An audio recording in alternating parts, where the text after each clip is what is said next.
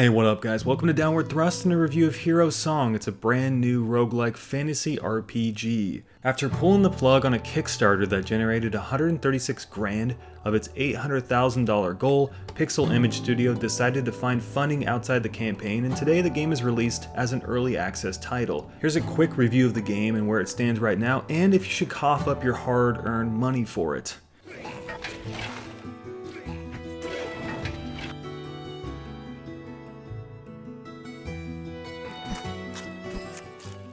Hero Song is a game where you shape your own world. It's a roguelike game, and in each world you create, you'll never know how much time you'll be spending in it because of the game's unique death mechanics.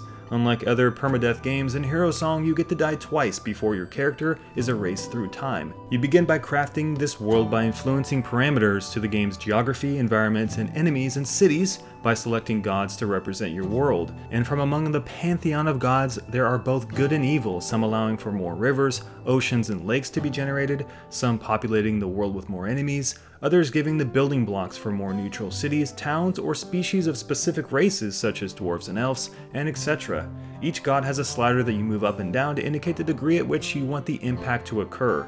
Move them up for greater frequency and down for the opposite. Your next step is to select a god of the underworld, which is the hell that you're sent to once your character perishes for the first time. Each god will have a slightly different underworld, and you'll be charged with fighting your way out of it, lest you want to live to see another day on the surface. And if you do end up eating the canvas, it's hasta la vista baby to your dear old character, and you'll have to start anew. Of course, designating your class is something you'll have to do before generating the world, and there are a ton of them to choose from. Upon starting up the game, the history and the lore of the world will be created for you, and this is the first weird thing about the game. At first glance, it's awesome, my personal history of the world, but as it stands now, it's stupid actually. I can't think of a better name for it. There are just so many snippets of text, there's no character-specific events, and all that's usually written down into 5 to 10 words for each event is something like, orcs invaded goblins, or trolls attacked the elves. While it's a very interesting novelty, the implementation is a cookie-cutter way of individualizing lore just for the sake of it. It also doesn't help that if you choose a large map size, it takes forever to create, and you'll be waiting for it longer than it takes to register your car at the local DMV. After one of the creators of the original EverQuest, influences to MMOs are pretty clear to spot in its combat. It's a slow-paced action game, surprisingly slow at first. It's got kind of a strange perspective too. It feels isometric, but it looks more top-down than anything. The combat reminds me of a mix of an ability-based MMO, Diablo, and Dark Souls, more so the latter than anything because of how cutthroat the damage outputs are. You can die quickly in this game, as will your enemies. Approaching environmental combat in a game like this is for the most part exciting because each world you create is unique, so the procedural generation helps to keep things interesting with not only varying the enemies and the enemy placements, but how the geography, the dungeons, cities, and other game assets either upon themselves to you or require you to traverse the practically endless frontiers of the game if you selected god traits that crafted a world in a more barren fashion. Each of the classes has an assortment of auto attacks, spells, and items that are usable in combat.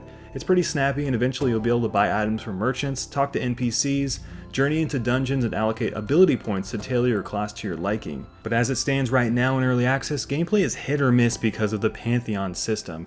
Trial and error will be required to attain a good balance of interactiveness in your world.